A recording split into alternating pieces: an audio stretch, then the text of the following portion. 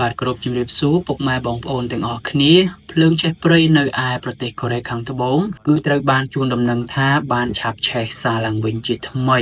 បន្ទាប់ពីភ្នាក់ងារពន្លត់អគ្គិភ័យបានពន្លត់អស់ជាច្រើនថ្ងៃបន្ទាប់ពីវាបានឆាបឆេះបាទនៅឯប្រទេសកូរ៉េខាងត្បូងថ្មីនេះរាជរដ្ឋាភិបាលរបស់ប្រទេសកូរ៉េគឺបានចេញបទបញ្ជាសារជាថ្មីម្ដងទៀតដោយសារតែភ្លើងឆាបឆេះព្រៃនៅឯតំបន់តេជូគឺបាននឹងកំពុងឆាបឆេះផ្សារឡើងវិញម្ដងទៀតបន្ទាប់ពីឆាបឆេះអស់រយៈពេល2ថ្ងៃកន្លងទៅ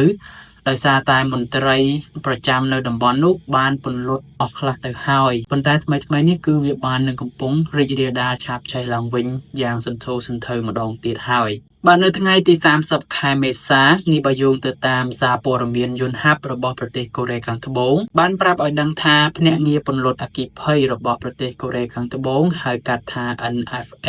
កាលពីថ្ងៃពុធបានចេញបទបញ្ជាសារជាថ្មីម្ដងទៀតដើម្បីបញ្ជូនបុគ្គលិក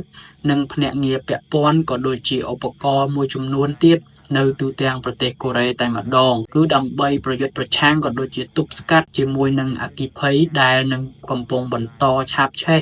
ឡើងវិញនៅក្នុងទីក្រុងតេជូផ្នែកភាគខាងអាគ្នេយ៍នៃប្រទេសកូរ៉េភ្នាក់ងារពន្លត់អគ្គិភ័យរបស់ប្រទេសកូរ៉េខាងត្បូងដដែលគឺបានចេញបទបញ្ជាភ្លាមជាបន្ទាន់មួយស្ដីអំពីអគ្គិភ័យដែលបានឆាបឆេះឡើងវិញម្ដងទៀតនៅលើភ្នំហាំជីដែលស្ថិតនៅក្នុងទីក្រុងតេជូប្រហែលជា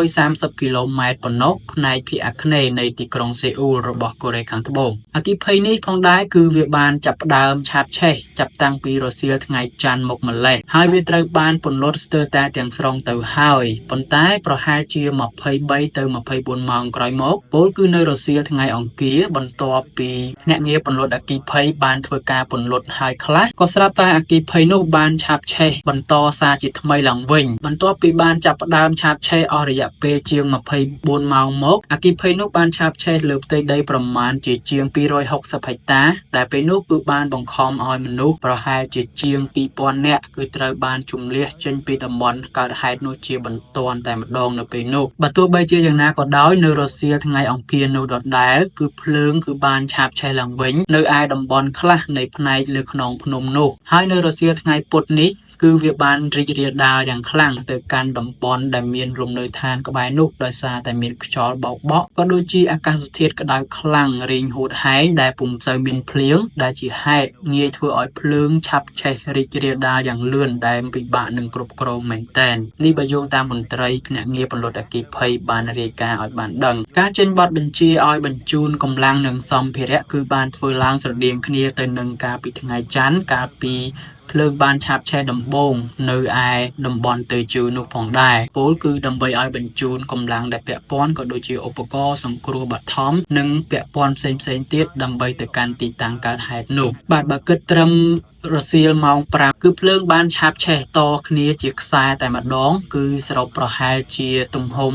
2.1 គីឡូម៉ែត្រដែលស្ថិតនៅក្នុងតំបន់តេជូនោះហើយវាបានឈានទៅដល់តំបន់ផ្សេងទៀតដែលមានលំនៅឋានជាច្រើនជាមួយនឹងប្រជាជនដែលកំពុងតែរស់នៅទីនោះនេះបើយោងតាមភ្នាក់ងារការពារព្រៃឈើរបស់កូរ៉េខាងត្បូងបានរាយការណ៍ទៅកាន់សារព័ត៌មានការជូនដំណឹងអំពីការសង្គ្រោះបន្ទាន់នេះក៏ត្រូវបានណែនាំឲ្យអ្នកស្រុកដែលកំពុងតែរស់នៅក្បែរតំបន់ភ្នំហាំជីនោះឲ្យពួកគេឆាប់ជម្លៀសខ្លួនចេញជាបន្ទាន់ពីលំនៅឋានរបស់ពួកគេដើម្បីឆ្ពោះទៅកាន់ទីតាំងសុវត្ថិភាព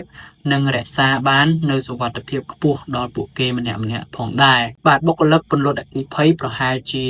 190នាក់ជាមួយនឹងឧទ្ធម្ភាគចក្រចំនួន41គ្រឿងគឺត្រូវបានបញ្ជូនរួចរាល់ហើយនឹងដាក់ពង្រាយនៅឯតំបន់កន្លែងកើតហេតុនោះផងដែរដើម្បីធ្វើការទប់ស្កាត់និងបន្តពន្លត់អគ្គិភ័យដែលកំពុងតែរីករាលដាលយ៉ាងលឿនផងដែរនោះបាទចំពោះទំហំនៃការឆាបឆេះក៏ដូចជាផលប៉ះពាល់មួយចំនួនមិនទាន់ត្រូវបានគេកំណត់ច្បាស់លាស់នៅឡើយនោះទេប៉ុន្តែមន្ត្រីបានជួនដំណឹងថាគឺផ្សែងខ្មួខ្មាញ់យ៉ាងខ្មៅងងឹតគឺបានហុយឡើងទៅលើអាកាសពាក់ព័ន្ធនឹងការឆាបឆេះព្រៃនេះផងដែរដូច្នេះ ទំហំនៃការឆាបឆេះគឺមិនទាន់អាចរាយការណ៍បានច្បាស់លាស់នៅឡើយនោះទេពលគឺកំពុងតែធ្វើការពន្លត់ក៏ដូចជាទប់ស្កាត់ដើម្បីកុំឲ្យរីករាលដាលជាបន្តទៅទៀតបាទបងប្អូនទាំងអស់គ្នានេះគឺជាហេតុការណ៍ឆេះព្រៃមួយនៅឯប្រទេសកូរ៉េខាងត្បូងអស់រយៈពេលប្រហែលជា3ថ្ងៃមកហើយពលគឺមិនទាន់អាចពន្លត់បាន 100% នៅឡើយនោះទេហើយថ្មីនេះគឺវាបានឆាបឆេះយ៉ាងខ្លាំងសារឡើងវិញដោយសារតែមានខ្យល់បោកបក់